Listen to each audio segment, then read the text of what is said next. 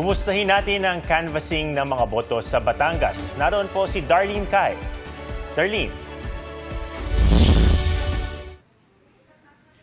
Ato manuang oras ay magre-reconvene uli yung Provincial Board of Canvassers dito sa Batangas. Sa ngayon, 100% nang nai-transmit yung mga election results sa lahat ng 2,569 precincts sa 34 na bayan ng Batangas. Ibig sabihin, maya-maya lang makakapagproklama na ng mga nanalo sa provincial government ng Batangas.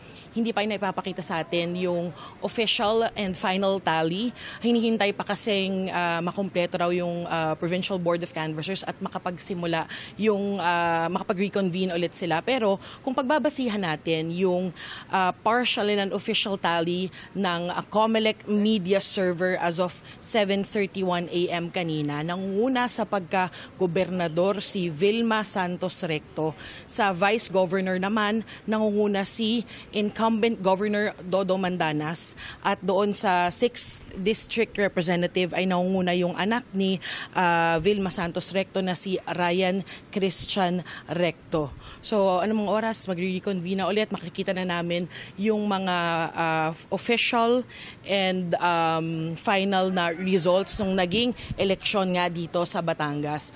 Kung pagbabasihan natin itong partial and official tally, kung sila pa rin yung leading, mukhang ang naging Batanggenyo vote ay pumabor doon sa mga nakaupo at nakaupo ngayon yung mga incumbent o yung mga dati nang namuno sa lalawigan ng Batangas. So yun na muna yung latest. Mag-update kami mamaya kapag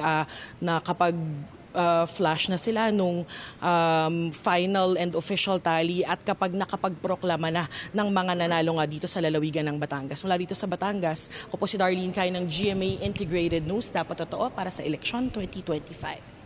Maraming salamat, Darlene Cai.